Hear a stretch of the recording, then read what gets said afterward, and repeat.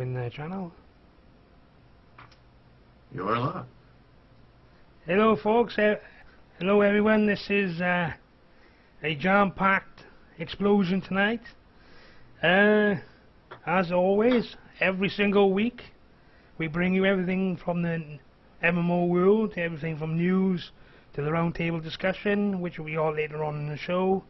I know all of you out there love your MMOs like as much as we do. I know this person on tonight doesn't love it as much as us, but you know what? We're gonna introduce him to the MMO world. We will win him over, I think. And yeah, I am the Mosh. So I'm bringing you everything, all the goods of this show. I'm talking about the goods. First up, where can we be without the man, Nebraska Dave? Say hello to the audience. Hello, everyone. Awesome. And we're joined by the Adam. Hey, what's up, guys? And we're also joined tonight, if you look to the right hand side on your screen there, you can see Cosmic. What's up? And we got ourselves I would say he's probably a MMO virgin to this kind of things. You know, he's probably he's probably not so informative in the MMO world. But guess what? We thought we'd bring him on to the show tonight. Number one, because he had the video hosting, and number two, he's probably going to learn stuff from us as well. So I thought, let's bring this newbie in. Yep, so that's your guest lineup for tonight, guys. You know, you can see them all on your screen right now. Video shots. Dave was trying to do the impression of Tron right there. Red Bull going off at Stewie. Cylon from the old Mass Effect. So Yeah. Kraken, if you got him, that's sodas. That is. Get the sodas open, but you know, I would so love it. If there was a Friday, it would be beer right now. Yeah. I would ship one to you. The fridge is full, but it'd be a bit of a distance. Yeah, imagine it tastes a little flat. It would. Go ahead and say, To do Royal Mail. I'm going to pass on that. I won't send it via Royal Mail. Could do parcel force. Nah. I'll bow in the jet over to you. Yeah. So that's your guest lineup tonight, guys. You know, we've got a newbie on the show, 3 people want to be on the show previously before, and let's kick this on, guys. So first and foremost, like you previously shows, is the news. First up is Aeon.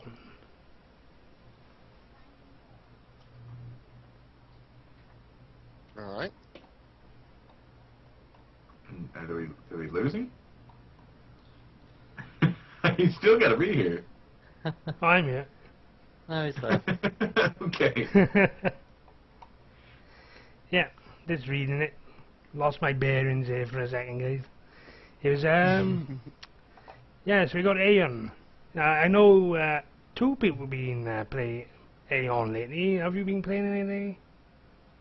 You're talking about me and Cosmic. Yeah, I played a little bit earlier today and realized, I was like, wow, this game actually runs very fucking smooth on my system. But to be able to go back through in the very beginning areas, Cosmic will be able to tell you about that one. I didn't do the opening areas. It's all right. It's pretty much still the same from what I've seen so far, from what I remember. So, but I mean, it's just nice that, you know, they kind of gave us time to go back in with this event that they're having. You know, they gave us, basically anyone who had an account, they gave us a week free time pretty much. So, I mean, we get to go back in, you know, see what they have changed and, you know, what's still kind of the same. So it's pretty nice to go back in and like 2 experience weeks? it again. Like 2 weeks until March the 12th? Oh, okay, yeah. 2 weeks. Yeah. in. What's Steve for the free to play? When do they go free to play? They actually. They were just saying sometime this year. Did they actually give an actual date? I thought honestly that it was right around that March 12th that it was going to go to free to play. It's in March that it's supposed to go free to play.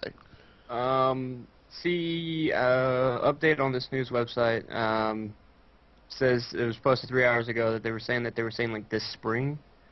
Yeah.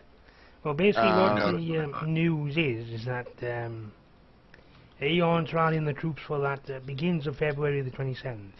Each player, whether new, returning, or currently subscribed, will receive bonuses during that time, including in double XP, 30% boost in AP, and Crucible insignias. New recruits need only make an account to begin playing the free extended trial. Returning veterans will play for free through Master 12. All those who are currently serving along with the returning veterans will benefit from more medals and relic loot drops from fortresses. So what do you think, guys? Reading that for probably the lead up to the free-to-play, that is. I'm really hoping this game goes somewhere. I did enjoy playing it a long time ago. The only problem is that it's a little bit of a grind past 30, which, I don't know. I mean, we see games like SWTOR that you can grind it out within a month, and then you have a couple of people in it yourself. You go too quick. Himself grinded it out, then yeah. There's nothing to do. One thing I have noticed that I personally don't remember from the original release of Aeon that I noticed today when I was playing is I was leveling this character. Every level they would say it was like a questionnaire, but it really wasn't. You know, you just check a little box. You know, there's only one box there, so you're like, oh, okay.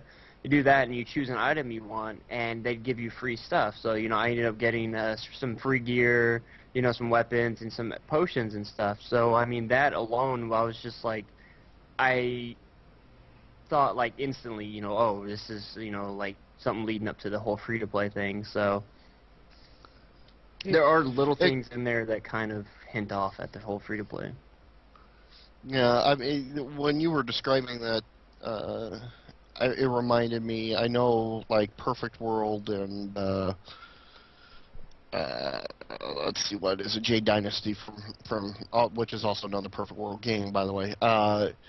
They do something kind of similar for your first few levels, is give you stuff every level as you level up to like 10, 20, something around there. And I was wondering whether or not that might be what they're implementing for part of their free-to-play. Yeah, another one that I saw that you typically see in the free-to-play, like MMOs and stuff like that, was, again, not sure because it's been forever since I played the original release, but when I went to go delete my one of my characters, basically had a 5-minute timer on it before it actually got deleted, so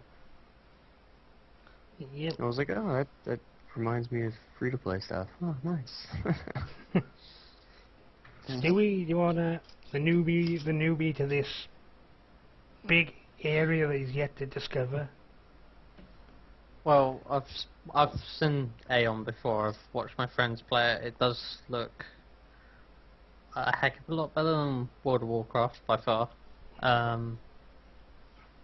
It would be probably one of my first MMOs to consider possibly playing along with SWTOR, if I ever actually did pick up an MMO. Well, it comes at the cost, and it. But as soon as we go on free to play, you can. Soon. You'll be going to free to play, so you might as well pick it up when it goes free to play. At least then you won't be hurting your pocket. True. I might consider that actually, just to see what it's like firsthand. It'll be interesting for me because you know, the other title that's going to be coming up later on in the round table is that Aeon came closest to that Dark Age of Camelot with the Abyss system. You know, dude, the Abyss system, that is awesome. Like, absolutely awesome. I got telling Cosmic about it. They're getting to the Abyss of where you're fighting for, like, fortresses and stuff like that. So you have a, you know, an NCP. God, I can't even talk anymore. But you have a AI controlled guard at the NPC. bottom. Yeah, I don't know why I've been messing it up like that. I mean, MPACP. Can I get it even straight in my head? But you have an NC. Yeah, see, did it again. NPC at the freaking bottom of this fortress, and you're fighting it. And then you have the other, the other race that's coming down and trying to kill you, while you're trying to take over this. So they're trying to fight this boss off, and it's the first one, who gets the most damage on the thing, and it like drops it. So, it's just a matter of doing that. And then all of a sudden, next thing you know is you see, oh, well, here comes, another race in, and they're trying to kill you. And you have 3 people trying to fight this thing and trying to fight you, and it's this massive chaos battle, and it's freaking amazing. Definitely, some people should go online and watch some of the videos of that stuff. It's absolutely amazing. Absolutely amazing. What I can remember from the launch of Aeon is that I got to 25, went into the Abyss, and I can remember like this one huge fortress, and right at the bottom of the fortress is boss, right at the bottom of it, and you have to literally work your way down it, and hopefully that you can get down it without getting attacked by the other enemy faction. And this is at the time when, for me, is when the NPC faction was invading to try and take it back. So the it's crazy mayhem. Yeah, and I gotta say that I'm thinking about even checking it out myself, since SWTOR right now is boring me to death. Yeah.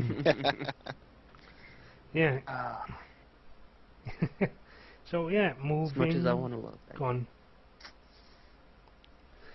Yeah, so moving on. Next up is, I'm pretty sure we played this, and we... Anybody play this, Champions Online? I've not played it yet.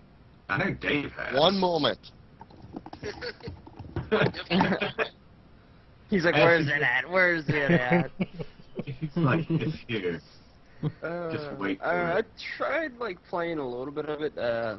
Personally, just throw my little thing out there while Dave's off. But I mean, to me, just the whole superhero things, I don't know. There's been a lot of them coming out, and it's just, I don't know. It's just not my thing. I like taking my typical, style MMOs. Before Dave shows us his thing, what the news is Champions Online rolling out role and stat changes. Like many MMOs, Champions Online is at the heart of the game of numbers. Your character type focuses on certain stats, and you want to make those stats go higher. But sometimes the way these work together is a bit less intuitive in the live game. So hence, some recent changes to super stats and regular stats on the test servers. The biggest change assigns 1 primary and 2 secondary, rather than 2 super stats to players, which alleviates the current problems with super stats. Certain pairs of super stats work poorly together and are poorly represented in itemization. So what do you think, guys, from what's the statement there coming from Champions Online? What's your opinions? Well, okay, here, so you guys can see it. See if you can see that. See that there? That's one of the paper and that's one of the paper and pencil champions books. Okay. Now look down here at the authors. See the second name. I've never seen it. Who is that guy? Who is that Nice. Nice. Yes, I wrote this book for Champions. Champions I played Champions for many, many years on the paper and pencil. So when I saw that the game was coming out, I was going like, yes! And then I played it and went, no! And issues. It is not... the other 2 superhero games out on the market... my things are focusing in and out. The other 2 MMO games on the market, City of Heroes and DC Online, have better graphics, they have better combat, they have better gameplay. Period. I mean, all across the board. Champions have the best story, though. which is kind of the problem, is because I like the story behind things. Champions actually has the best story. The problem is also the game is not really the paper and pencil. The paper and pencil has the stats work way differently than they do in the MMO. So the changes they made in the stats, I don't know. I mean, the problem is with it is that they rely too heavily on the stats in the MMO game than they do in the paper and pencil game. It's more important to have the powers than it is to have the stats. And that's not the way it is in the MMO. So the game is already skewed for stats, so you have Flavor of the Month builds. Yeah. And this is going to do the same. All this is going to do is just, okay, everybody respects. Okay, yep, back to Flavor of the Month. That's all it's going to do. I can't see where it's going to improve the game that much. So they wowing it out, basically. Yeah. Yeah, I mean, it's very, the stats are king, and of course all of your equipment gives you stats, and that's never been the way it has been in the game. The stats allow you to hit, but the damage is independent of the power. So you could have a super-powered punch, but not all of your stuff does all the same kind of damage, and that's the way it is in the Champions game. And the diversity that was touted for selecting powers, because it doesn't have stat trees, as my ESPN goes off, it doesn't have the trees like both DC and City of Heroes do, where you're okay, I'm taking the fire tree and I'm going to have these fire things I can select kind of within the tree. This one you can pick and poke all your powers out, but since it's all dependent on the stats, you're not going to want to take, you know, weird side powers that may fit what you consider your character concept because of it. Yeah. Didn't you guys play it beside? Well, I played it for a little bit. I only got through the tutorial. It is free to play. It is free to play Yeah, now, which I've not even touched it at all. I just don't know why. It's kind of one of those games where it's just like, for me, it's like, okay, you have, you know, City of Heroes, City of Villains all together, and then you have Champions. Which one am I going to play? I'm going to play the better one, which is, you know, City of Heroes. Yeah. I don't want to waste my hard drive space for this. Plus in City of Heroes and City of Heroes and in DC, the two direct rivals to this, you can play villains. You can't play the villains in Champions Online. no. So Hero only. I think the Champions Online is more like the rip-off of the both, in a sense you could say, trying to mainstream it, when in fact all they've done is kind of, I don't know, do many people play Champions Online these days as much as they used to, or? Not as much as they used to now. It's kind of one of those games where it hit hard, and then all of a sudden it's just like, eh.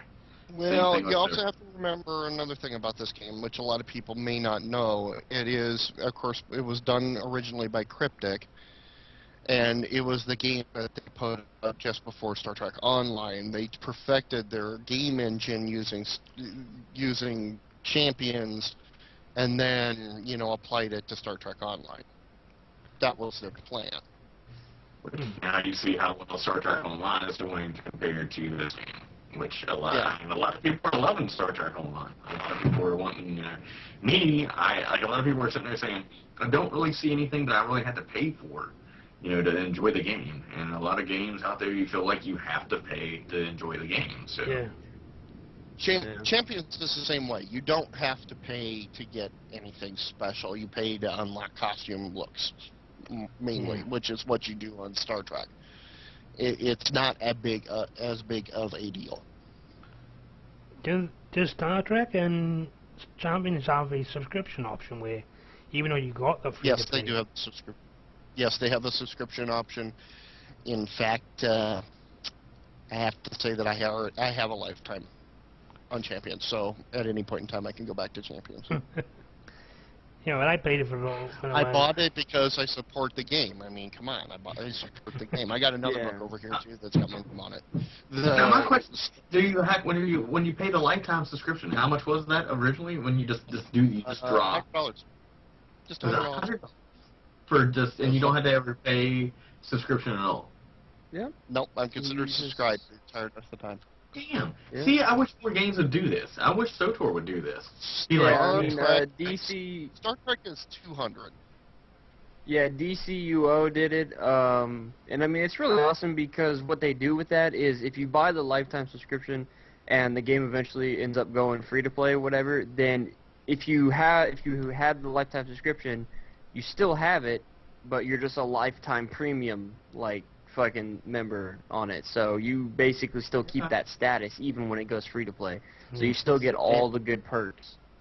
I really Yeah, wish they would do this to all games later on. I really do. Yeah. Like later on. I would. I love Swoto to do it. Even like games of the past. Lotro does it. Lotro does it. Lotro does it. Lotro Really? does it. D&D Online does it, from my understanding. So, I mean, those two... Now, realize, now Perfect World now runs Star Trek and in Champions. So, they basically fit it into their model. So, now the other thing is... Now, I'm not positive about this, but Perfect World has had, for all their other games, a unified currency. Uh-huh. And so you buy the currency on the website, and it will apply. You then apply it to whichever game you play out of their site. And I think Champions is in that, but I don't think Star Trek is in it yet because of the the amount of popularity. They didn't move that into this yet. But that way, if you want to buy a costume here, you're good, but you pay $10 on their website, and it's like, well, I want to apply only $5 to this game, and then I want to apply $5 to Perfect World or to Jade Dynasty or whatever. Yeah. You can do that. That sounds pretty good. I agree with it. I wish more MMOs come up with a lifetime thing because it would only serve to purpose and keeping the MMOs alive. Knowing that they can always go back to it. You know what I mean? So moving on. Terra, again. I won't say too much because I'm not allowed. Are we? No, it's still NDA right now. You have to sit there like Sergeant Schultz. I know nothing. You know nothing. I think the only thing we can say is it's Cosmic's new addiction. And it sounds like his Adams as well. From what I've seen of it, man, telling you, it's got that. The bad thing is about this game is the reason why that we're kind of like don't want to really jump in it is because it's the lawsuit shit. The lawsuit is basically this was going to be Lineage 3. This was the system that Lineage 3 was going to run off of, everything like that. The game, anyway, the game code. And what happened was... Engine is the word you're looking for. Yes, I don't know where my brain is today. Apparently, if I'm off work, then my brain is off work completely. But it's like the game engine is basically the same code that was supposed to be for Lineage 3. And now you've got all this going on, and I don't want to jump into it and be like, yes, I love this game so much. Then somebody come along and be like, oh, just rip that away from you. Yeah, so. I mean, that is definitely really one of the things that keep me from even really looking too much into this game, because, I've had it happen to me, where, and I don't know about anyone else, but, where you buy the game and, you start paying for it, and the next thing you know, the game shuts down a couple months down the road, and then you're just kind of left out, with nothing. And, the game that did that to me, it was APB. And, it's just... I mean, it just sucks. It's a terrible experience. And, I mean, until, we start hearing more about this lawsuit and everything like that, and I see, kind of how it's going to go, then I'm probably going to stay pretty much away from this and not even worry about even looking too far into it. For me, it was Hellgate London. Yep. Oh, Hellgate London, yeah. Well, it's coming back now. Yeah, Yeah, it's out. already out. Oh, really? but Free to yeah, play. no, it's out. It's out. Damn. It's free to play now. But Check it when out. it went out, I had a subscription to it because that was our secondary game for our MXO crowd. Hmm. Well, basically, I go on, Adam. oh, I was gonna say like mine was Tabula Rasa. Oh yeah, I Was one for me. played that. I played it hardcore into it. One thing I kind of bitched about was there really wasn't PvP in it, which there should have been. And it's like basically they screwed it. It's like, okay, well, here we go. Oh, you enjoyed this game? Oh, well, it's shutting down. And I'm like, what? People are playing this game. You're shutting it down already? Really? I mean, And I can remember on Tabula Rasa where you go into that one area, and basically the mobs were spawning in to take over the bases. That was which new was to me. fucking awesome. Which runs me back to maybe like thinking about going back to Rift, because why it's like the NPCs take over towns. You can't do a quest in that town until you take the town back over and Yeah. stuff like that. But like it's conquest amazing. controls, and which is a world changing all the time. But basically, what they're saying for Terra Online is Terra's store experiences massive failure. Hen Massey sending out beta invites by hand. While Terra's second closed beta event is in full swing, right this very second, plenty of potential testers are raging at the heavens because the online store won't complete pre-order purchases and deliver the codes. Pre-ordering the title was the guaranteed path to beta, so it's understandable that players who had the hoped to give this title to the test drive. Ed Massey responded with an explanation and a solution for the store snafu. According to the studio, the store provided experienced a massive failure yesterday, which caused the issue with saving purchases to the hard drives. The vendor is attempting to fix it, but there is no ETA when the task might be completed. So what do you think, guys, for Terra? Well, there you go. I think you're all ready. it's gonna hurt them probably a little bit. I mean, because already.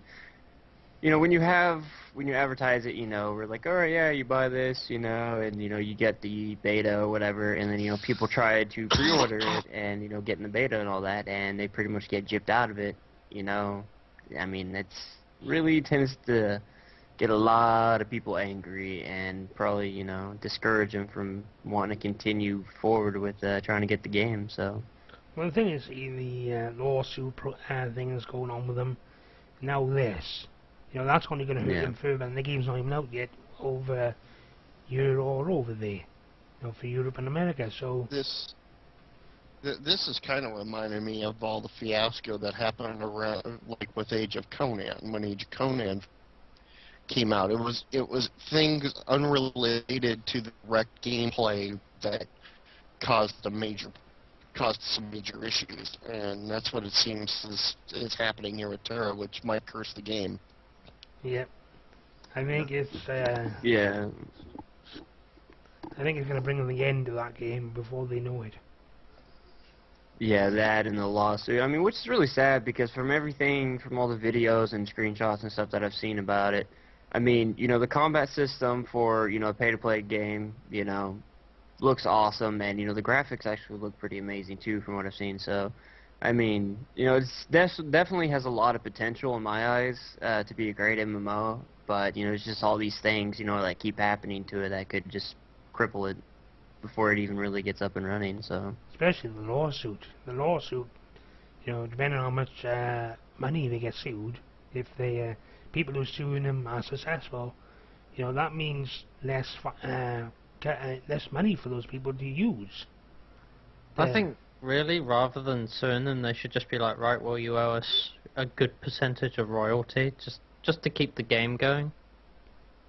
Yeah. Well, yeah, I mean, that would make sense Yeah. to go through and be like, hey, let the game run, whatever you get off of this, the subscription-wise, we get a percentage of that because of you being a douchebag and taking our code. Well, Yeah, and I mean, it's pretty nice because their pre-order stuff, they actually, like, their standard edition is going for, like, 50, as opposed to, I think, usually when new MMOs come out, they're usually, like, 60.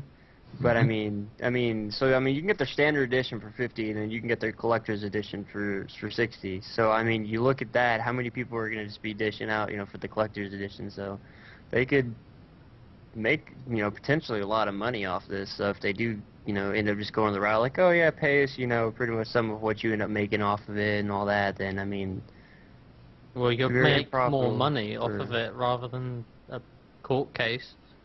yeah. Might as well.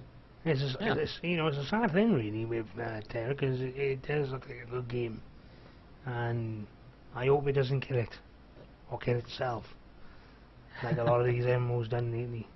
So, Yeah. Quite a lot. moving on. Me and Adam know a lot about this. Yeah, same clan together when we didn't realise that we were in it. Yeah, same clan again, and we didn't realize it. And same clan again, and we realize it. Yeah, that's right, guys. Darkfall. Darkfall 2.0. Darkfall slices away at the initial unforgiving experience with 2.0. With 2.0, new players will start out in a safe training zone that is designed to teach the fundamentals of the game without the risk of imminent ganking. Plus, the devs promise a nice adventure with an epic ending to boot. The other two systems are coming up with a way to protect mount theft and to encourage the player economy. Mounts in 2.0 will remember their owners for a time, and any thief will have to contend with being branded a criminal and come under fire by guard NPCs. Finally, new markets will appear in all major cities and allow players to buy, sell and place orders for others to fill. There is one catch to shopping, however. If you buy an item from another city's market, you have to either travel there personally to get it or pay the surcharge for delivery. So, Adam, what do you think about this for 2.0? Man. I bought this game twice. I bought it for the I think it was the EU version, and then I bought it for the NA version because you weren't allowed to play on the NA server until like later on. It was like 6 months down the road, so people could catch up and wouldn't have big, massive, stat gain after you came over and been like, oh, well, I got 100% in this kind of magic and I can just wreck you to all the new players. But then started to fall off whenever there wasn't anything going on. It was everybody was going magic, nobody was going melee. Oh, mana missiles being shot everywhere, and that was it. And they split the community, which was stupid. They should have just stayed on one server. Yeah. That's it, and just left it like that. But it's with this new system they're talking about, and where the new players being able to go through and start up. I know Cosmic played a little bit as a new player and was scared to death about going out and being like, I just got all this stuff, now somebody's going to kill me, and I don't want to lose all my shit. So I think this new system is awesome. Definitely, just from what I've seen of 2.0, I mean, it does look interesting. Because, like Adam was saying, I did try it out as a new player, and, when you read up on it and you see what type of game it is, it's this really hardcore game, it's like you can lose everything, just starting out.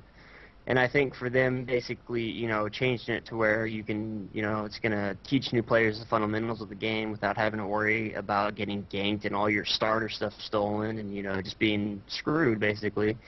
That's awesome, because now people will actually be able to learn the game, for a little bit, and then, not have to worry about getting their stuff stolen. So I think you could definitely open it up a little bit more to a lot more people, because I think with it being such a hardcore game already, it kind of limits the, crowd that wants to play it. So I think it just kind of limits the number of people, but I think with them changing this, it could definitely open it up to a lot more people. Yep. And I like this market system they got, where basically you set up a market. That's new. A lot of people are going in this stuff. It's like, I know that Zion just started a new market where it's like every Wednesday and Saturday you can go in, trade up your stuff, load up, and go and sell all the stuff, and then that's freaking amazing. That's absolutely awesome. I like the idea of being able to go to a major city, and that also gives, like, the idea of going to a city in this game, because a lot of times in Darkfall you already have your city built up, and you just stay there, and that's it. Yeah. You stay there, you go around your area. It doesn't give you a whole lot of wanting to go explore and stuff like that. But this idea of having to go from one place to get the item, oh, it's being sold here, and I have to go there and get it, or I have to pay an ass ton of money to get that kind of stuff. That sounds absolutely awesome. Yep, I got. You know, I don't remember. You know, there's a lot of. You know, Darkfall is one of those games that it's anybody who doesn't like PvP or is somewhat timid is probably not going to be this game for you, because in this game the bank is your best friend. You're not right, Adam. Yeah. What is this, Dave? What are we waving our hand about? Yeah, no, that's the reason why I never ended up on Darkfall, even though I had signed up for the beta way back when, was because of things like you guys are describing. It is definitely a hardcore PvP game. There's just no way around it. You've got to be ready for that. Yep. And if you have a computer, and at the time I had a computer that could barely handle any sort of PvP really in Matrix Online when I was signed up for the beta, and when I found that out, I was like, nope, sorry, can't do it. I just don't have the computer for it. Now I don't have the reflexes for it, so it is. I love the concepts that they introduced in there, and I really wish a lot of other MMOs would adopt some of these concepts. And of course, the game that we're going to be talking about later too. But never happened, and they really. I mean, for PvP though, this is probably one of the better games out there, and the 2.0 is going to be a lot better for it too. Oh yeah. Oh yeah. And I gotta say the political map, the political system in this game. You know, me and Adam can remember the when Darkfall was just one server on EU. The political landscape was phenomenal. You know, you have all sorts of stuff going on forums. Yeah, it was absolutely ridiculous, because you would have to be like, okay, well, this person's aligned with this person.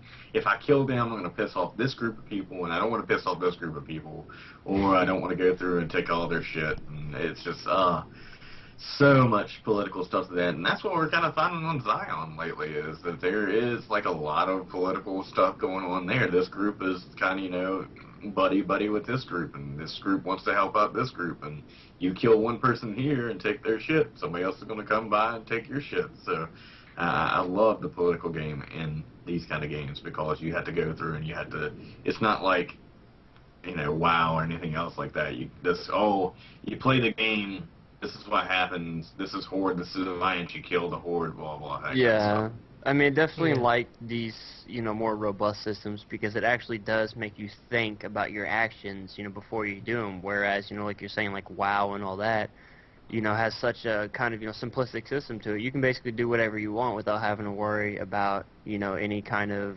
like, reaction from, you know, someone else. So, but with these, you know, open PvP games, you know, like Zion and Darkfall and stuff, and, you know, that political system there, if you do something, you might, you know, step on someone else's toes and have to worry about them later down the road, so. And the other thing you got to think about is that Adam knows this about Darkfall, is that there was multiple alliances as well, so you might piss somebody else off, but you might realize that you just made yourself a good friend some way by stepping on their toes. Yep.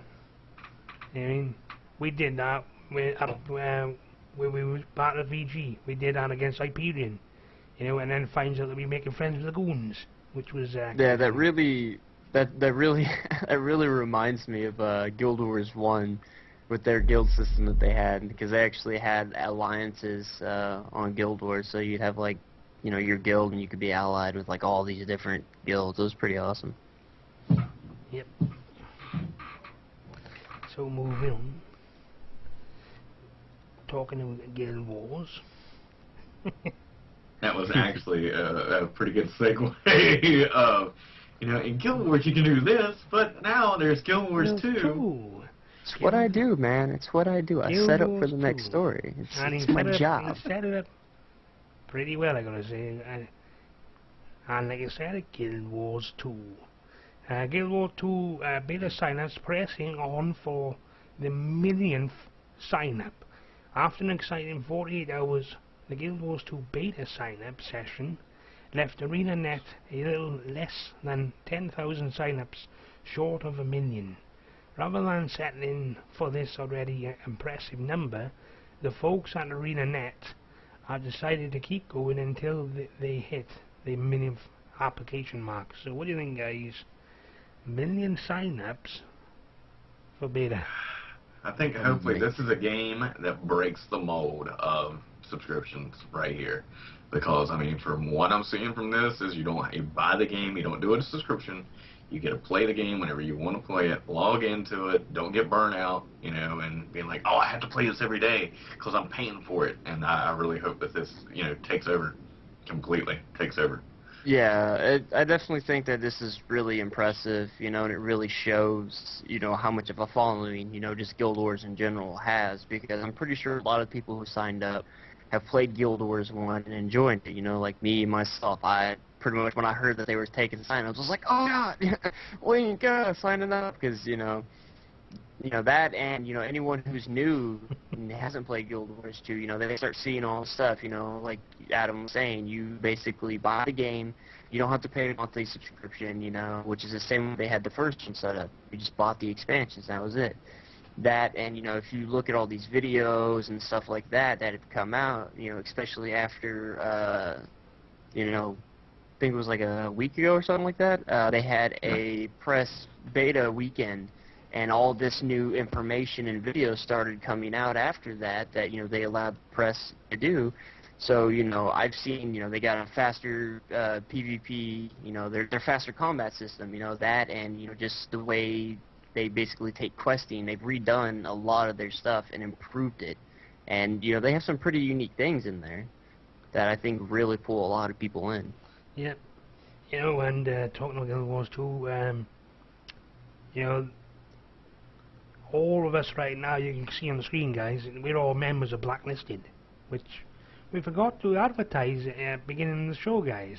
And we will do it right now, because this will be a great segue into this. Is that, if you want to check out what Blacklisted is, guys, go to www. Dave, do you want to take it on?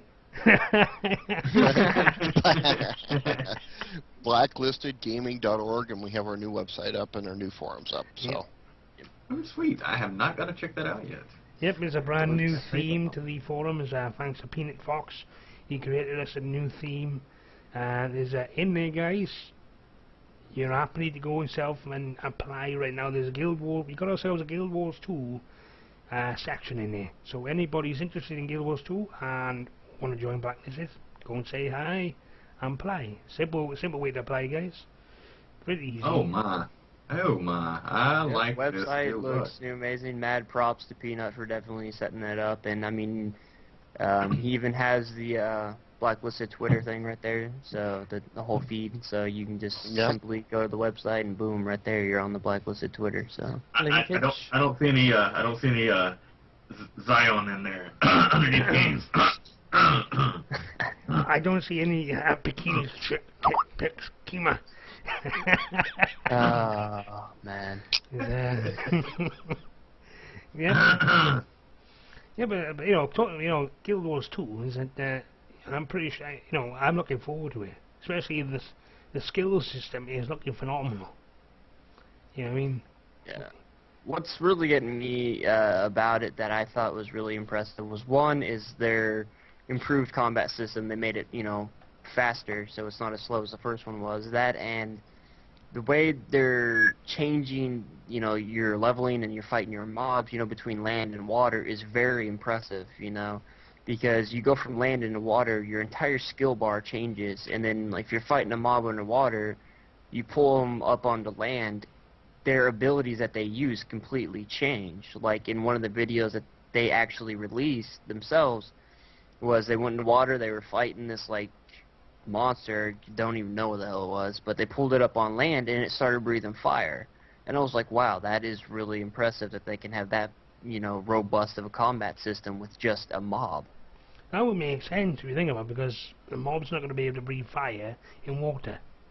I mean, Yeah. So it. Or use water skills on land. I can't Yeah. wait. Yeah. I mean, it's really impressive. I think they've really done a great job, and from what I've seen, it looks like it's going to be a phenomenal game. Yep, looking forward to it. And like I said, guys, interested in playing Guild Wars 2 with us, sign up to blacklistedgaming.org, and we'll see you all there. So, moving on. I won't say too much because this is my part where I have to keep my mouth shut. SOE shows off PlanetSide 2 anti-aircraft battery creation video. Guys, if you go straight to the PlanetSide 2 website, you can see this. SOE senior artist Raul Jovilinos, I can't pronounce his name properly, walks us through the creation process of nanite system anti-aircraft guns. So I can't say whether I am or not. I cannot neither confirm or deny I'm in beta. But anybody want to take a shot on this? This game looks absolutely phenomenal, and I cannot wait for it because I played the first one. I want to play the second one. And Yeah. it's free to play, which is awesome. So, hey, if I want to buy a gun to use it, I'm going to do that. I'm trying to keep my mouth shut because of you know, be some awesome stuff I've been seeing, but yeah.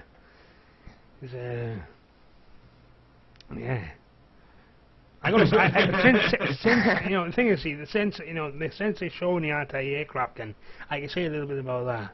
It is quite deadly when used. Put it that way. Dang. It is quite deadly when used, that anti-aircraft gun. You hit the right spots. I think it's pretty awesome how they're just kind of... Well, it's not really awesome. I think it's kind of messed up how, you know, SOE themselves, they just keep releasing these little tidbits about these little things, you know, like pretty much, you know, every so often, like, they release, like, these new weapons or whatever, you know, they show them off, and I'm just like, oh my god. It's like, release some videos of in-game footage already, you know, we want to see this. Oh, just give us still pictures and, you know, stuff of, you know, creating, you know, the actual weapons or whatever, you know? It's like, give us actual game footage, please. He just wants the game now. Is it? They're just I'm telling you, man, Yeah. they're just... They're About had it trolling with you. them. Yeah, about had it with them and they're trolling. They need to hurry up too, man. Because I'm like going, come on, dude. Seriously, let's let me play the effing game. Yeah. I know. But it's kind of worrying me though that they're showing, you know, these things being made, but how far along are we until this game gets released? And that's the thing I want to know. I want to Quite a know while off yet. when this game's being released, and I want to play it. Another 5 years, Yeah, man. definitely just from what I saw in the first one, because played the first one back in its like open beta and stuff like that, and I actually kept track of it back then. The first one stayed in beta for a while. I mean, they had a lot to work out. I mean, they might have learned a lot, but I mean, with them going through and trying to change up the system, and then having to go through, you know, with an updated graphics engine and do all this, I mean, they're gonna be in beta for a while. I can, you know, say that, you know, with It's killing me. Probably the way to think and look at this is, do you like Unreal Tournament? yes. Unreal Tournament? That's pretty alright. Slow it down a little bit. Do you like Quake? Yeah. Slow it down. Slow it down a little bit. Do you like anything? Return to Castle From what I Wolfenstein. was, Now, see that I don't care for. Castle Wolfenstein. What about I'm sorry. Battlefield 3 then? Now, Battlefield 3. yeah, I can that's handle. what I was gonna say. From like the trailers and all that stuff or whatever, you know, just from the way I seen, you know, how the graphics look or whatever, and just from what they showed in the videos that they've released so far, it really did seem like it had more of a kind of Battlefield, kind of Call of Duty-ish kind of feel to it. So I think it could be very interesting. Yeah, the good way for me to describe it is think of Unreal Tournaments mixed with Battlefield 3, but slow down the pace of Unreal Tournament. See, the big thing I can't wait for is to be able to go through and have a group of us together and be like, all right, guys, you're good at flying a plane. Cosmic, get in the plane. I'm good at the ground stuff. I'll get in this ground unit. You get in this ground unit, Mosh, and, Dave, let's get in this, and bam, hit it up all at once. There you go. And the other thing you get in there is that... Stu can be the commander behind us telling us to go. Hey, I'm good on the ground and in the air, so... Ground in the air, huh? Yep. That's what some of the girls say about me, but anyway. Oh. God. Should I be scared right now, or should I be running far, far away? Not far enough. Is that, I can say this, is that, the squads, I can say it because they've said this in an interview before, is that the actual squad leader stuff, skills, is something to behold, I'm going to say, but I won't say too much because I can see some of it already, or seen it. Can't say much. Not allowed. So You moving just on. Keep my mouth shut. Slap on the wrist for you, Welsh. Yeah. Next one is... Next one is, well, considering that we mentioned it in the video, I'm going to mention it now. SWTOR, or Star Wars, The Old Republic. Yeah. The news on this is BioWare average SWTOR play sessions tops 4 hours. Star Wars The Old Republic players are consuming game content in 4 to 6 hour sessions on average, according to Kotaku and BioWare bigwig Greg, can't pronounce his name, but when they play, their sessions are reserved, he said recently. So what do you think, guys? 4 hour sessions for SWTOR? Yeah, they're probably 4-hour sessions of sitting there trying to be able to get in a flashpoint together. That's probably what it is. Hey, looking for a group. Hey, looking for armor. Hey, how about some boredom? That's. I think most of that comes in is. I think what most of that's coming from with the their average play session, whatever, is from people leveling, because you get so immersed in the storyline that you end up, even if you go in there and start saying, oh man, forget the cinematics, I'm not going to watch them, I'm not going to watch the cutscenes and stuff. They're so awesome, you just have to. You end up doing it anyways.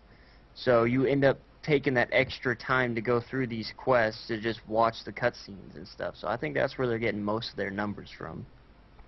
But what? I'll say that, 4 hours, 4 hours a night, that's about what I was basically doing there for quite a while. How about now? Now? I'll be lucky to get 4 hours a week, but it's not because, it's not the same reasons you guys have. It's just because of the fact that it burned me out by playing it that much. To me, I've got 7 more characters to get to level 50. I mean, that's the way I'm approaching it, but it's like, I just did all this for this one, we'll skip it. I'm just kind of burned out right at the moment, just because I did do it what I consider for myself fairly intensely for quite a while. You guys who do PvP, especially you, Cosmic, and even somewhat you, Welsh, there's only so many times you can do a hut ball. Yeah. And that's that factors into your guys' experience with it, and that's why you guys have gotten bored with it, is because we really haven't done much as a guild with the hard modes yet, just because we've had a hard time getting everybody up to 50 and being around. So it just the factors are conspiring against us on this. Yep, they are. And the SWTOR bad luck is tampering down on us. But hopefully we can get up some of that back. Me and Akima trying to. The big thing is for me is it's like, and I really hate to say this, it's like, it's one thing for me to sit there and whether or not I'm going to subscribe to something and sit there and beat myself up in the head saying, do I enjoy this enough to pay for it? And right now, that's the problem with me. I'm going, am I really enjoying this enough to pay for it?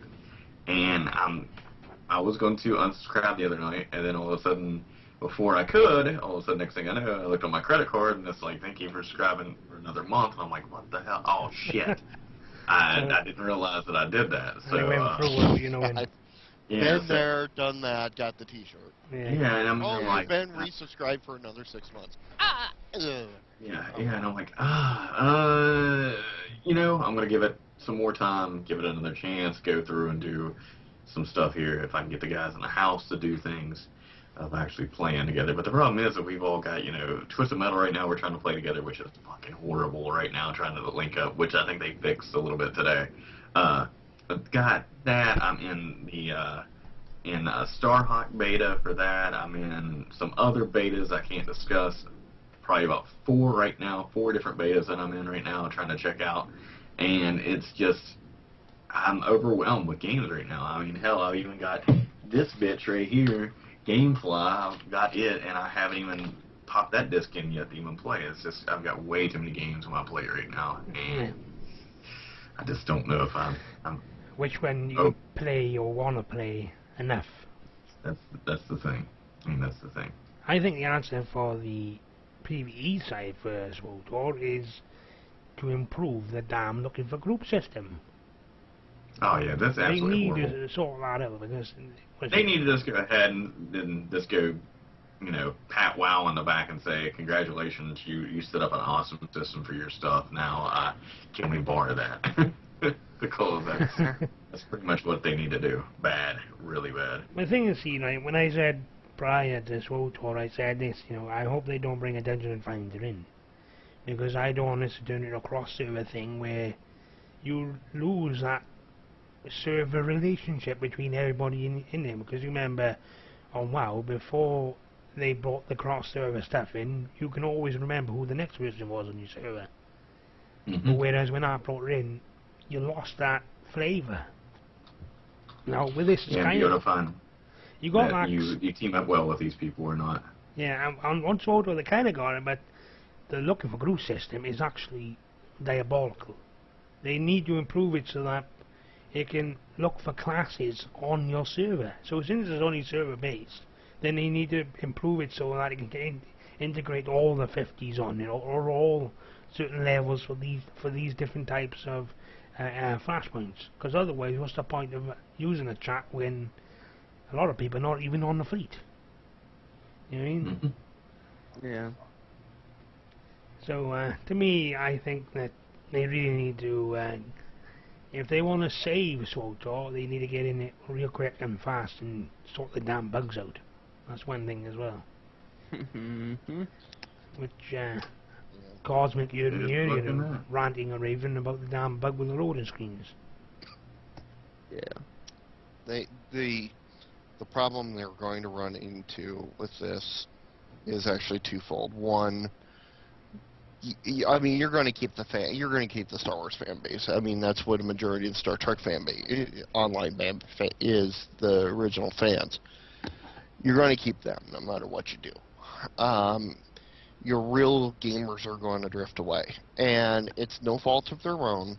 It's the problem is these days, with so many games out there and so many other things that are taking away from your time, you're not going to have the time to fix these games. They don't have I don't care how many staff they have, they don't have the staff to do it. And with other MMOs coming out, I mean, like we say, we got Terra coming out. You know, we got pushed back a bit with Secret World, but that's fine. And now I heard of another thing that's going on here which I was going to bring up after the end of this BioWare discussion, and which is going to draw people away, and there's going to be so many MMOs and so many other games to draw people away from you. They just don't. They're not going to have the staff to hold up. I really don't think so. I don't think they are. I don't think they can. I mean, it's no fault. Like I said, it's no fault of their own. But one of the flaws in these MMOs is if you're going to broadcast and having PvP, you need to be able to do more than just a couple battlegrounds and in this case, a couple operations and hard modes. You just became WoW at this point in time, and one of our dearest friends was mentioning this the other day. Of course, I kind of got upset about it, but it's the truth. They're starting down the WoW path, and I don't know if they're going to be able to right the ship fast enough to not go into that trap. And the thing is you have to add more PvE to this, you got to have full voice over this stuff. Yep. You got to have voice actors on this, and you got to do, all that shit again, and you're like, oh my god, okay, that's going to take a while. You're going to have to pay somebody else to do that. That's more money out, So it's just, I was thinking about the other day. Oh, go ahead, Dave. I was going to say, the only way you're going to add anything into the game for PvE, for at least, you can't add the ones that are currently there. You can't expand it really without what you're talking about. With the expansion, you're going to have to do all 8 characters again, which means that's at least 8 voice actors that you're going to have to be. The only other way you're going to get it up to add more content to this game, especially if you're talking the lower level content, what are you going to do? You have to create other races, and you're going to have to create everything from 1 to 50. And I got thinking about it the other day of whether or not, I jump in way too soon on MMOs. I got thinking about that. I was like, maybe I just need to wait about a year for an MMO and wait until they get all those bugs ironed out, they get all the content there, and then I'm not going to burn myself out of being I'm level 50. What do I do? I don't know what to do. I have no clue what to do now. And so that's the thing for me. I really think I waited 6 months before I got into WoW compared to everybody else because I was in EverQuest and EverQuest 2. I jumped immediately into EverQuest 2 and then waited on WoW. I think that might be why I lasted as long as I did on WoW, is just because of that, because I still had a lot of stuff to do. In this case, we jumped in right day 1, hell, technically negative day 4, and we burned through the content, and it's that you get one of two things. You either get bored because you burn through the content, or you burn yourself out. You guys got bored, I burned out. Yeah. I think that's it. And I'm afraid any MMO that comes out, from Terra Online to Secret World to anything else from now on, we're going to end up with the same exact problem. We're either going to burn ourselves out or get bored. I think the thing comes with me is it's got to be one of those things where I'm not looking at my experience bar. And that's a big thing for me, is get me immersed into the game where I don't look at, oh man, I need to be this level. What level? I'm this level. Damn it. Okay, keep grind to get to that level. I think that's really where it comes with Zion with me, is I'm not grinding to get a level of certain things. I'm enjoying the gameplay of what I'm doing. So. Well, yeah, and I mean that's really kind of what I'm hoping is going to happen with like Guild Wars 2 as well, for me personally, is because they're changing up the play style, from what, we're probably going to be used to. I mean, they're definitely changing up, the way that you interact with the mobs and everything like that. So I think having that extra experience in there is going to probably hopefully change it up a little bit more. Well, Guild Wars works in a different fashion, and that is actually one of its advantages in this case, which actually may help us in some ways, is the fact that, the original Guild Wars, you only went to level 20. Yeah. And if you wanted to, you could create a level 20 right off the bat. Yep. And you didn't have the gear, but, you eventually got the gear anyways. So you have... In that case, that entire game was built on the PvP at the end. Mm-hmm. and it was just built different compared to everything else. All these other games are really, honestly, well, with the exception of like Darkfall and Dark Age of Camelot, and those are built with the PvE first, and that's the key to the game, is the PvE up until you get to the end, and then it's like tacked on as an afterthought. Yeah. And I think that's where games like this blow up for the hardcore PvP type gamers like you, like Cosmic is, and I know Welshie is. For me, I still got stuff to do, but because I was in a rush to get up there to where you guys were, I was in a rush. Yeah. And it boggled my mind. I mean, I didn't get to level 50 finally in City of Heroes until 8 years into the game. I mean, that's the kind of person I am. Is I'm the one that experiments with 17,000 characters and stuff. You guys all do one character all the way up to 50. So I'm the altaholic. You guys, I have 12 characters on Champions Online, 4 of them are max level. See, remember I just said that I don't play Champions Online anymore? I still had 12 characters on the damn server. City of Heroes, you don't want to know how many characters I've got sitting on City of Heroes. Yeah. That's the thing for me. It really is.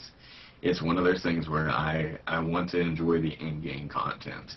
And the in-game content for Aeon is, or Ion is for, the fortresses and shit like that. Okay, that's PvP and PvE all in one. And SWTOR is supposed to be PvP and then PvE to a certain extent with the the flashpoints and the hard modes and things like that. And that's really where it comes down to your gameplay style. And I really feel like that they push this game out a little bit too fast and don't have the content there to keep people. And as everything else is the game everybody else goes back to is whenever, okay, well, this game isn't what I want. I'm going to go and I'm going to play WoW again. Yeah, they go back to the one that works. You know what I mean? Yep. I think on SWTOR... Indeed I do. And he's already, Yeah, exactly. the Cosmic's done it. You know what I mean? Yeah. Yep. Is that, for me, that... I think personally, Bioware is missing a boat here with, they got Helm, where you got PvP, but I think what they could do with that is pick up the ball and run with, basically look at Aeon, look at Camelot, create a planet where you've got PvE and PvP all at once, just on that planet, or more planets. And the other ball that they're missing is space combat. It's absolutely horrible. That space combat is awful. Alright, it looks fun that once or twice going around on rails, but come on, look at Star Trek Online.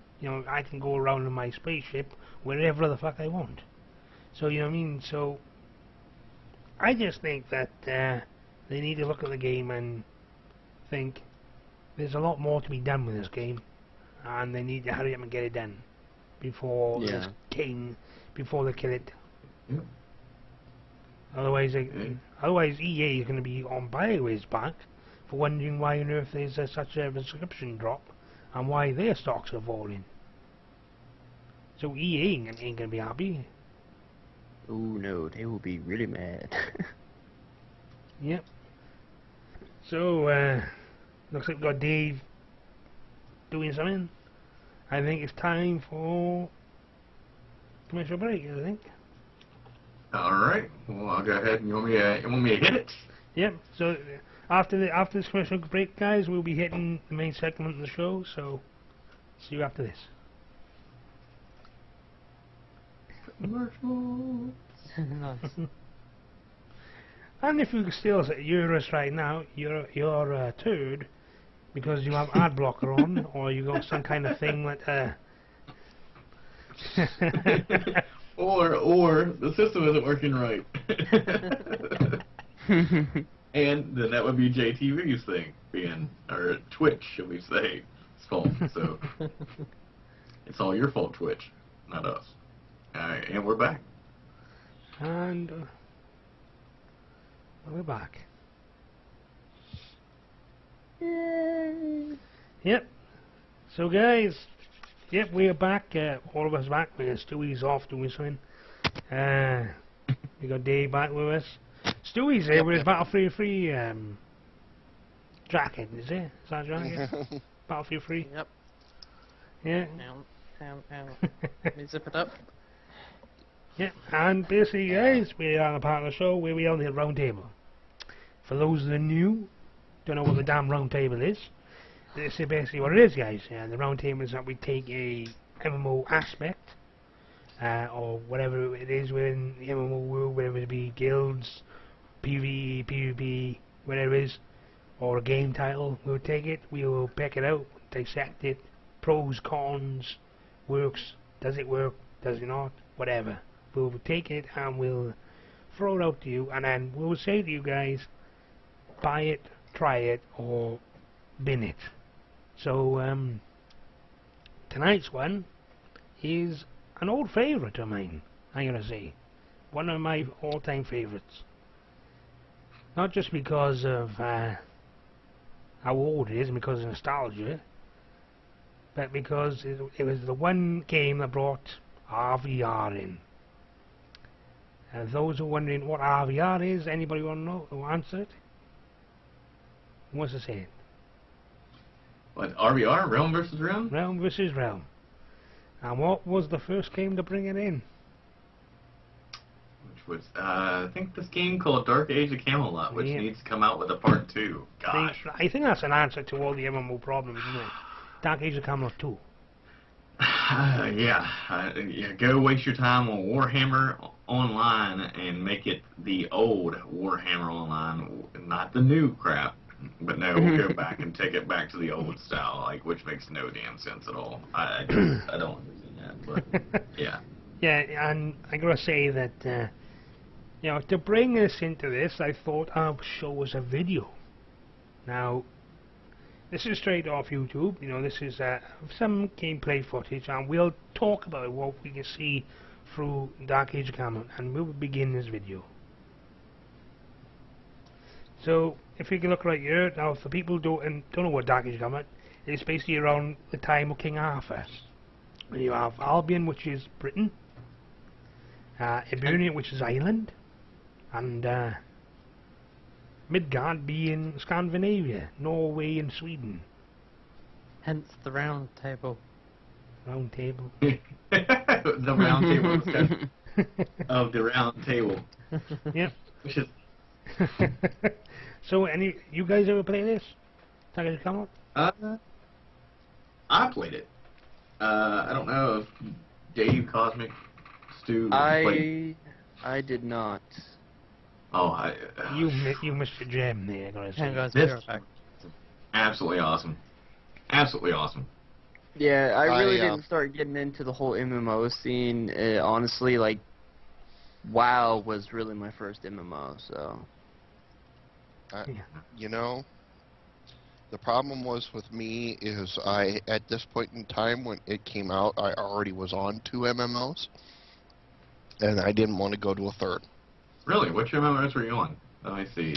EverQuest The first one? and Asheron's Call. At the time. Well, basically, Oh, Ashland's Call. Really?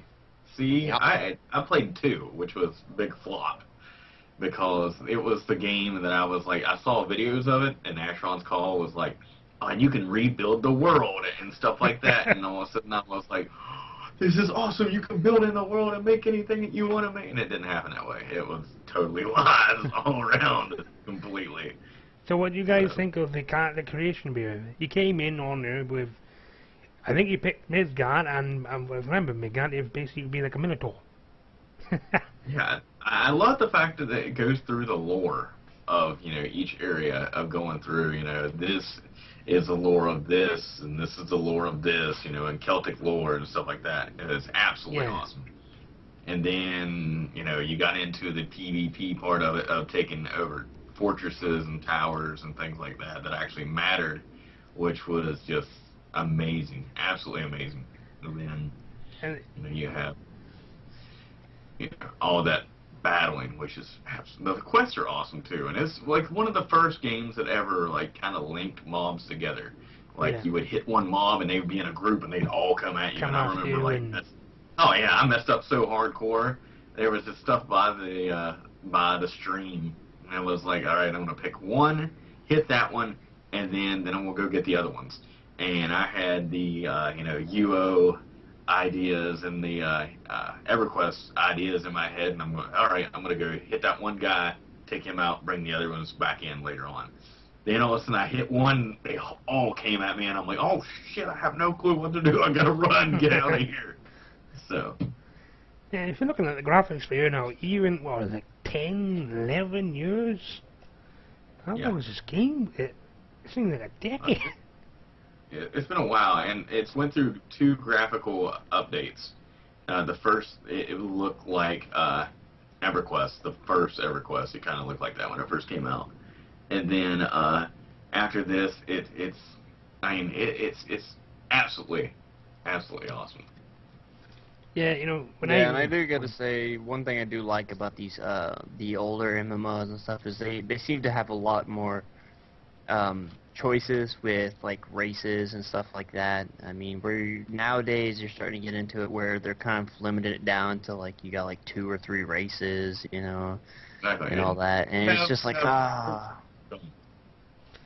Which come to think, Dark Age come, each realm, I would say realm being Midgard, Albion, and Ebernia, classes were different. You know, if I picked, say for example, Albion, I could be a wizard, I could be a necromancer, I can be a knight, I could be a paladin, right? But if I went Midgard, it'd be different. I could be a rune master. You know what I mean? It would actually suit the Norse type stuff, you know, the thing of being Vikings. Or if I went to Ebernia, you know, have elves. You know, it would be an island, which a lot of the Irish will be a bit annoyed about, having elves in Ireland. But, it's, and I remember when I started out on Dark Age Camelot, I can remember arriving in Camelot, coming out of I don't remember, there was a little village outside Camelot called Coombs, right? Yep. And a lot of people don't realise Coombs is an actual village in Bristol, in England.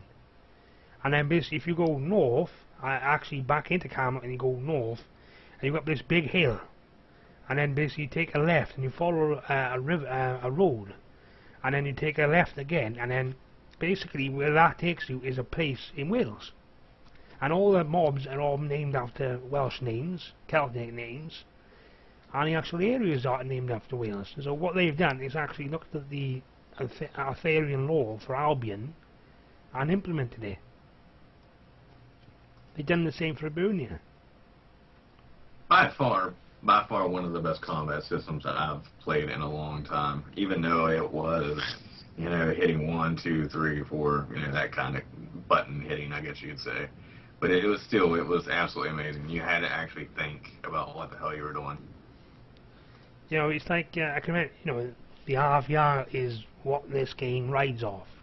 You know, you go to the RVR zones, we had 3 areas, you know, 3 main areas, and you could very well take, say for example, a castle in Midgard, but all of a sudden you might find yourself, you and the Midgardians fighting it out between Albion and Midgard, but all of a sudden Ebernia might decide to turn up, and there might be a freeway for one fortress. But not or yet, back on Albion, you might find that Midgard's taking like half of your territory, all the castles, but then all of a sudden, from out of nowhere, Ebernia might come up from the rear on Midgard and start taking their stuff. Mm-hmm. Yep, and it was absolutely phenomenal. So what are you guys thinking of from what you've seen here for ones who've never played this game? 10 years? Definitely looks like it would have been a game to, you know, that would have been very interesting, you know, back then.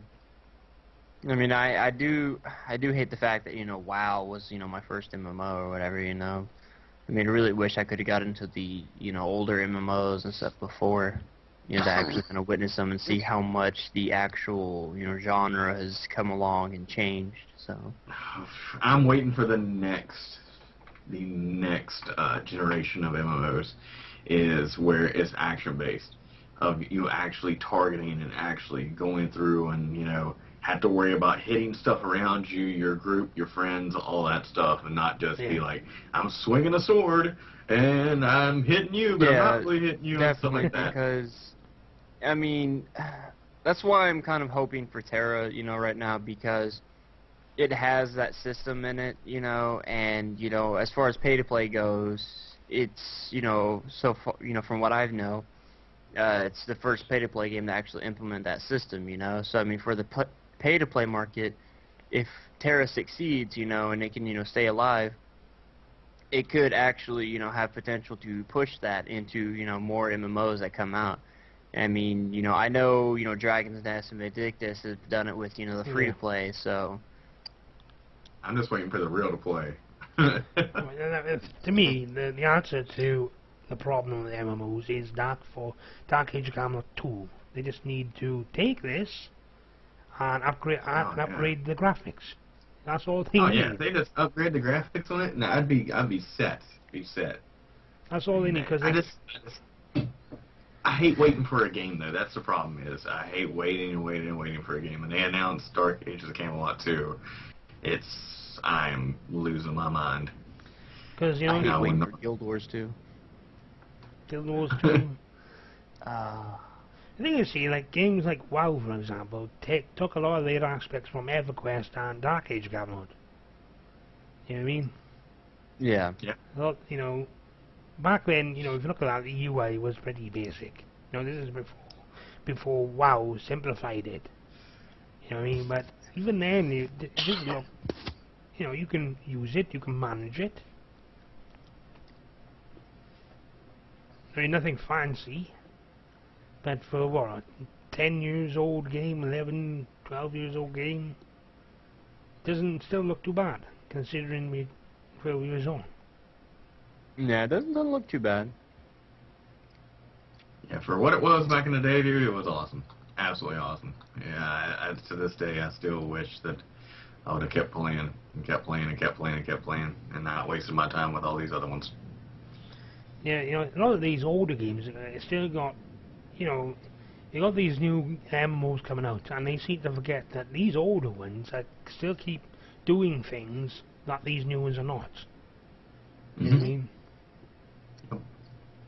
what I mean? Well, exactly.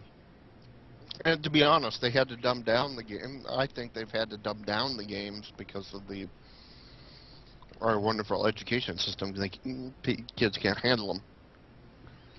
And I agree with Mel that this game was ahead of its time, Dark Age of Camelot. No, major. Yeah, there are some things that I really wish MMOs, would start, implementing more. Like the whole like guild-based type thing. Like Guild Wars had, the guild halls and all that stuff. Vanguard Saga of Heroes had the the player-owned ships. So you can go out, in the water, and you have your ship, and you sail around the world. I think that's awesome. And I think like with Blizzard's next MMO, if they do an expansive world or something that's kind of, whether it be modern day or what, if it's going to be huge and have like the islands like WoW does, then I think they should try to implement something like that, because I mean there's a lot of stuff you can do with that. And just go ahead. Oh, I was going to say, just like they're saying in the chat with Life Shatter, it's like, people all the time, you hear it constantly all the time of, hey, why don't they just do another graphic update and bump this up and give it, just that little extra polish. And I agree. I want Dark Age of Camelot too. I want it bad. Yeah, the thing is, a lot of people don't realize, before they did, Dark Age of Camelot brought in the Atlantis expansion. Alright, I didn't like it that much, the Atlantis expansion, but even to this day, the RVR system in Dark Age of Camelot is head and shoulders above the rest right now. The only thing that comes close is Aeon with the Abyss system. You know what I mean? And, they tried to do it with Warhammer, and it wasn't. And it sucked bad. It sucked fucking bad. And the answer to Mythic's problem at the time was not Warhammer, Dark Age of Camelot 2. That was their answer, because if they did it then, now, Warcraft would have been in trouble, because people remember the first Dark Age of Camelot. Yep. Again, no offense to WoW and players of WoW, because hell, I played for many, many years. It was dumbed down, and that's where a lot of these games became dumbed down, and a lot of these innovations were lost. Like I said, I didn't play Dark Age of Camelot. It was really two reasons. One, I am not a PvP person, so it's kind of, back then especially, I definitely was not interested in PvP, and like I said, I already had 2 MMOs that I was playing religiously. And I had a guild on one and a guild on the other that composed of really good friends on both of them that were the twain shall meet. So I had a situation there where I was splitting time and everything else, and that just didn't lend itself to a third MMO, especially one that had PvP, which I was not enamored with at the time. So that's where I was with it. The graphics, as to what I'm looking at there, are equivalent to something like Perfect World or still today. I mean, the graphics are still not bad. I mean, it's just, they need, I don't know, maybe they just need to, like you guys say, just upgrade the graphics and then maybe introduce a 4th faction just for, anything. To mix things up a bit on it, like if a group of German dwarves or something, Or they bring in the Germanic tribes that are dwarves, more dwarfish. You know what So you have do with Dark dwarves Age in there or Camelot? something, just something different, Well, considering Dark Age Camelot is based on that Arthurian legend, they brought the Atlantis thing in. They could really do the Greek thing, bring the Greeks in. You know what I mean? Yeah, well, that might be pushing it a little bit, but it would be Rome, because there was popes in Arthurian legend. There was the discussion of a pope at one point in time. Christianity existed, so that would be late Roman Empire or Holy Roman Empire.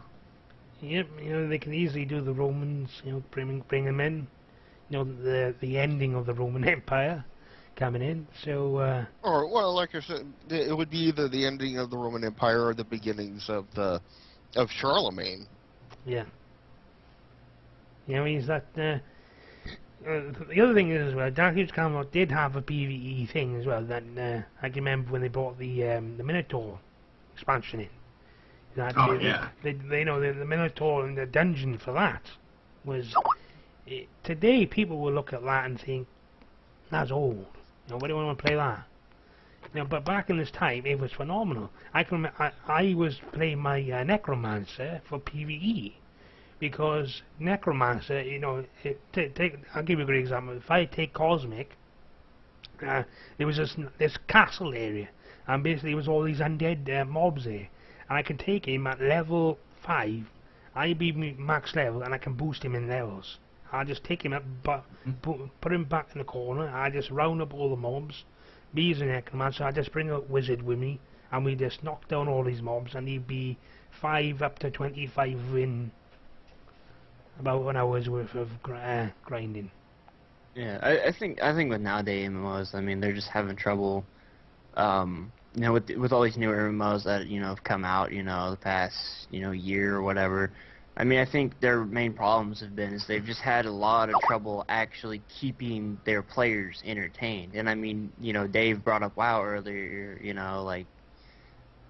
with me, the reason why I keep falling back to WoW is because it's really been the only MMO that has been able to keep me, slightly entertained and wanting to pay for it, because I enjoy the PvP on it, and, if I want to go on there for a little bit and do some PvE stuff, I can quickly get into one, really easy.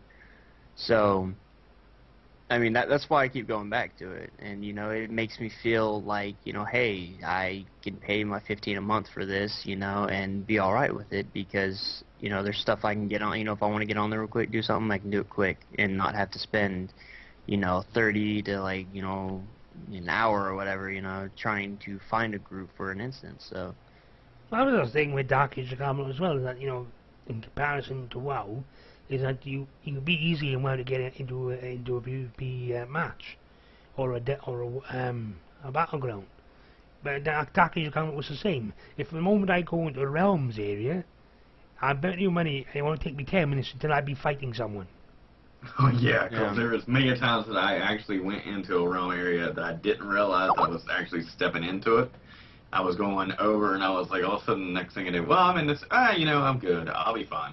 I'll be fine for a little, and then the next thing I knew, bam, I got 5 guys on me just beating my ass. Yeah, the thing, I can remember when I was leveling up, I think I got to level 20, I think it was. And I went up into this area, there was a horse outside, and basically, Albion, as you come out of Camelot, you follow the road down past the wolves, past the snakes, and you go north. And basically, there's the realm entrance, and outside is the horse, and he'll take you area. Now, if you go through that realm entrance, I went up there as level 20, going into this area, wondering if there's places. I can see a lot of fortresses, a lot of castles on my map.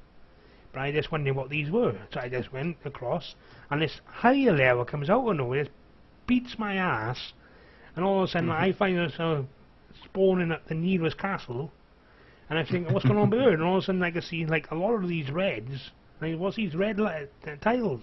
And I realised they're trying to take this castle that I just spawned in. And I can see all these people up on top of the castle walls, all these wizards, all these warriors, paladins and so forth, trying to knock them off.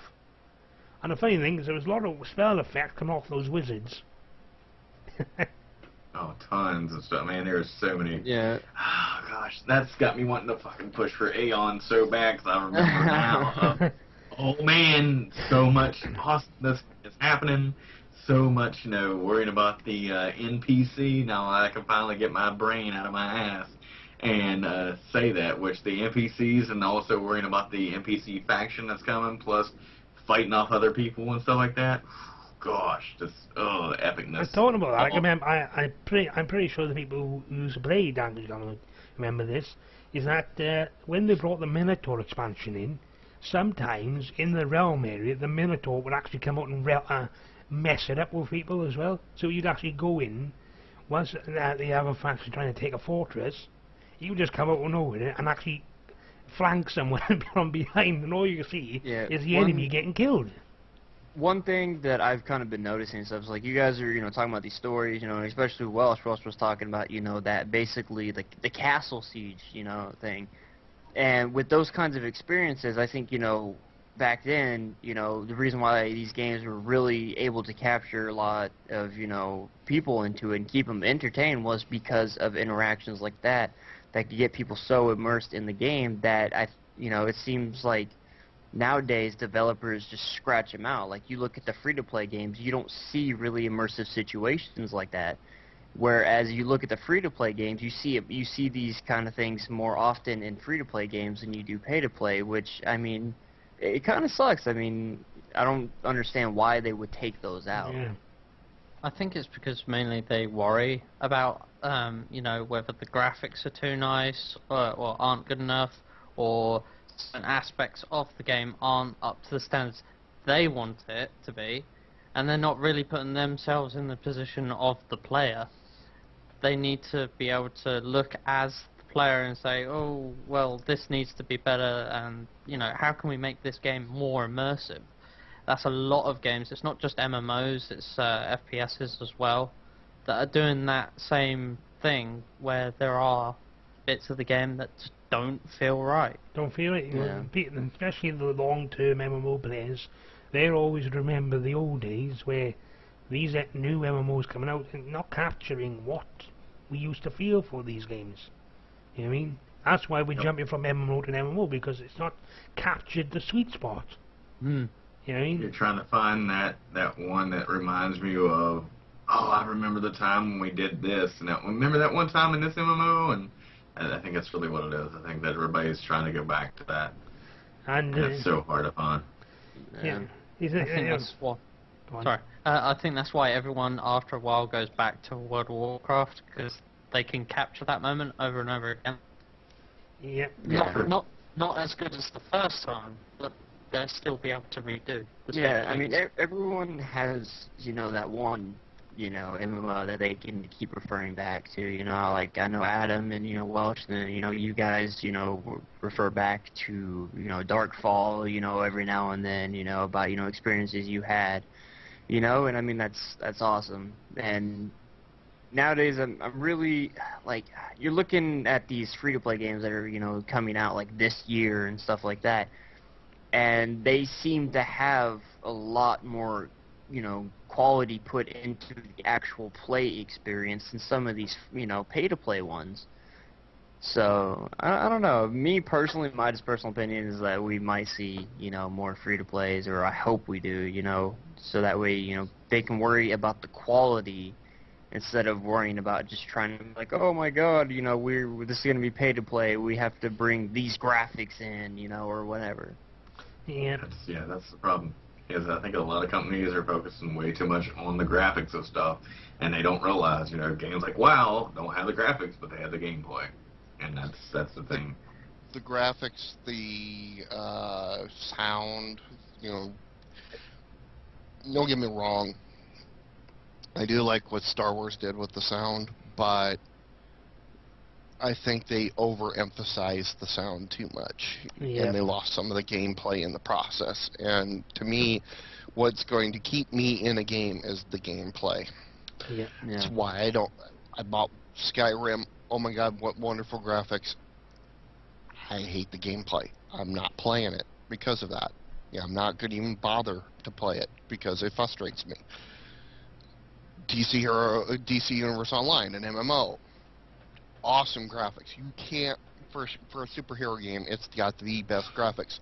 The interface pisses me off so much, I literally threw my controller across the room with it. You can't have that. I'm going to walk away from that game. And that's where I'm at. The other thing that keeps me in a game, of course, is friends. And that's a big thing. And that's the other thing, Star Wars. Okay, I made friends with all these guys that are here in this channel and who are unblacklisted. I've made friends with a lot of them. And that's all great and dandy and everything like that. But I will never have that experience like what I had when I had EverQuest people. My EverQuest guild, which half the guild was from Omaha, which is where I live. And I knew these people. And I game paper and pencil with these people. I did at the time. And that experience, I can't, even though I've got, my little group of friends that play these MMOs with me, I'll never have that kind of experience again, and I know it.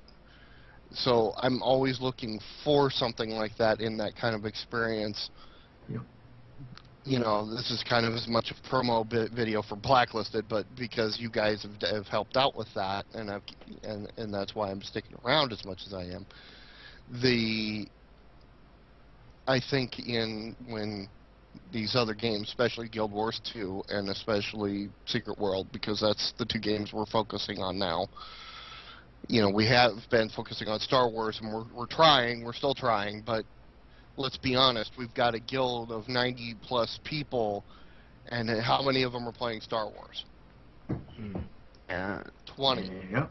And I think that kind of proves the point that people are looking for that MMO to come out and hit the sweet spot on most people. If it hits the sweet spot, then they've got a winner. But right now, no, not one MMO to date has done it. No. And that's the point. And to me, that even now with Dark Age of Camelot, if they were to just go and re-release it, in maybe even with the graphics they got now, alright, a lot of people say our graphics old, I will still play in a way, because I know they got content there. I know that the RVR is awesome. I remember the old days, and more importantly, that they know what they're doing with Dark Age. They know what they want. and they're going to keep to it, no matter who's going to tell them how to influence them in a different way. Yeah. You know what I mean? So, go on. Yeah, I'll tell you, I would play it if it was free to play. Yep. The fact it's still subscription, I would say something, but I can't. I just can't. I would say something, I but just I'm not can't do it. allowed on here. But I think Adam knows what I mean by that. There is a way to I have play it, no but I clue. won't say a word. Right, no, no. I understand, but what I'm saying though for the general public, if it was a free to play issue, if it had moved to free to play by now, I probably would be playing it. I think a lot of people would still be playing it. You know, if they went free to play, I think a lot of people would go back to it. Just to remember. Nostalgia.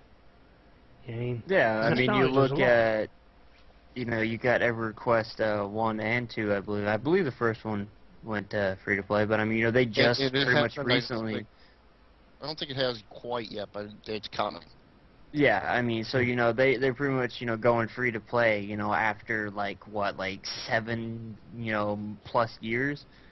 I mean, so it's like, you know, all these people, you know, who basically used to play it, you know, and, you know, kind of got out to it for, you know, these, you know, newer MMOs and stuff, they can now go back to them and be like, oh, yeah, you know, and then they can have that, you know, those memories back and be like, oh, yeah, I remember when we did this and this, you know? I mean, you can have that. Yeah. So basically, to wrap this up, so for Dark Age of Camelot, would you say buy it, try it, or bin it? Stewie. Even though you're Well, new to this. I wasn't here for majority of the thing because my dad came in from work. I'm just gonna say try it. 14-day free trial on the website. There you go. We have 14-day trial. Awesome game that they've. I think there's one server left, and that's kind of sad, but it's. Well, after so long, one server is enough for them. Dave, yeah, probably. buy it, try it, or bin it. I will try it. Adam, Try it. Adam, buy it, try it, bin it. I'm saying 14-day trial. Hit that thing. See what's going Give on it a with go. it. Cosmic, buy it, try it. Try it. Try it. We got a 14-day trial, so why not give it a go? Yeah. So, yep, same for me. I would say buy it, but that's because it's one of my favorites. I'm being biased on it. So, yeah. Yeah, so there you are, guys, and there's your overwhelming response to Dark Age Camelot. Try it. So that wraps that up. This is the part of the show where we describe to you what is Blackspike TV. Adam, do you want to give it a go? What is Blackspike TV? You can follow us at go to lagspike.tv. That's we host shows, as you're seeing now, multiple different shows.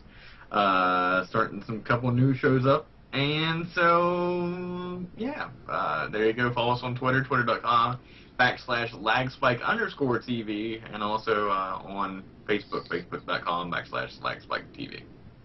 There you go. Yep. You can go to www.blacklissedgaming.org.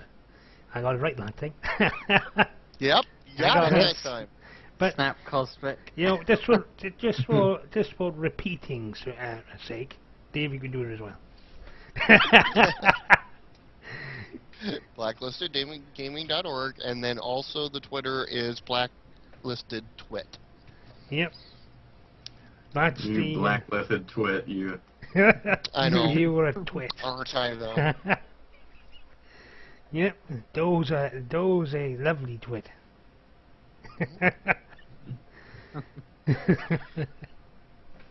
Yep, so there you are, guys. If you're interested in playing any MMOs that Blacklisted are playing, go say hello, come play, do whatever. They are playing this game called Zion. It's not on the website yet, but hopefully. We've got Star Wars: The Old Republic. We're waiting for Guild Wars 2. We're waiting for Secret World, and in the meantime, we're also playing Zion, which is actually xsyon.com. that we downloaded the file and we were foolish enough to buy. And no, I'm just joking. That game is a sandbox game, and a sandbox MMO, which means you start with nothing. You literally start with nothing, and you build all the way up from your castle. You try to build a castle or whatever you do as a guild, and that's what we're doing right now. And Start with nothing it's and saving- build everything. Literally everything. and try to survive raccoon attacks right at them. Oh, wow. And Doe says he's preparing to be a Something pro like that. fisherman. Rabbits. And Rabbits. preparing to be a pro fisherman. Yep, there we There go. we go. We definitely need that in our group. Yep. A lot of fish. You love the fish. Those girls love the fish. Fishing, good. I know Keeman Fishing loves at the its fish. best. Yep. So there you are, guys. Also, follow the channel, guys. You know, peeps, follow the channel. If you don't, I'd be angry. I know all of us will be very angry. Don't trust the angry Welshman. Yeah. You want me annoyed, because if I have to manually make you follow, it would not be nice. So, Trust me, you don't want He'll go get John Barrowman to beat you up. or I can get Anthony Hawkins to do Hannibal Lecter. that.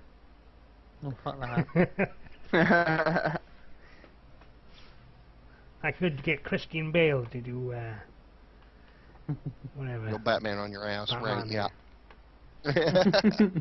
Anyway, Alright. I said two Welshmen, Christian Bale and Anthony Hopkins. There we go. So, But we digress. yeah, so there you are, guys. Follow the channel. Go to www.lagspike.tv to see the shows and so forth. And check out Blacklist's website. New theme on it, new website, thanks to Peanut Fox. And this has been Explosion View. So this has been a good night. So what do you think, guys? Good night for you. You enjoy it? Excellent night. Yeah. I'm gonna get on a little bit of Zion here later on. Oh yeah. And I'm Hunting gonna get parties. killed. Hunting I'm gonna parties. get killed. And you need to broadcast it. You need to broadcast Oh, it. we do. We need to do this hunting party because I think we got a lot of the Zion people wanting to see more. They Yes. were raging this week. Like, They were where is raging. Zion? Where is at? it? Yep, we had that But- during our Halo 2 cast last night, so... And yeah, sorry about that, guys. My internet wasn't worth a crap to even like do anything with because I didn't even do the relationship show, and calls. I'm not gonna sit here and be like, and we're not connected. And we're not. We're connected. No, we're not connected. So yeah, absolutely horrible. So I just went to bed. I said, hell with it. I don't have the internet. I don't care. I'm going to bed. So there you are, then, guys. So basically, stay tuned. We might see Zion appear on here shortly, maybe. Maybe not. Maybe. But stay tuned anyway. If you just follow the channel, you'll find out. Because you'll have Exactly. yourself emailed and then so forth. Or go through Facebook, Twitter, Yeah. hit that up. It's always updated. And soon, through the website. Or you can romance Doe and romance Adam at the same time. Hopefully they can give you sneak peeks to all this. Nah. I'm kind of worried about the sneak peeks. Ooh, We'll leave that to the Welsh. that'd be a comedy. We don't do a comedy show. I'm just saying. I mean, sneak peeks. That would be a comedy show for That all would you be out there. sneak peeks there. I'm just Tell you what I'd saying. love to have a sneak peek of, though. She's not on the channel. Zion. Zion. Alrighty. Right, so there we are, guys. That's it tonight. So, whip it out, is it, though? Yeah. Oh man. So, we will all see you all next week. Same time. Au revoir. Same time, same place, same website, same part of the world for everybody else, I hope. That's if the world doesn't end by then, but 2012, you never know. December. Don't worry about it. Yeah. We got time yet. So see you all You got time next to week. play all the MMOs you want. It's Yeah. December. Don't worry. Maybe only like 4 months worth for Guild Wars 2 when that comes out. Or if it comes out in time for it. Yes. Yeah, so there you go. See you all next week.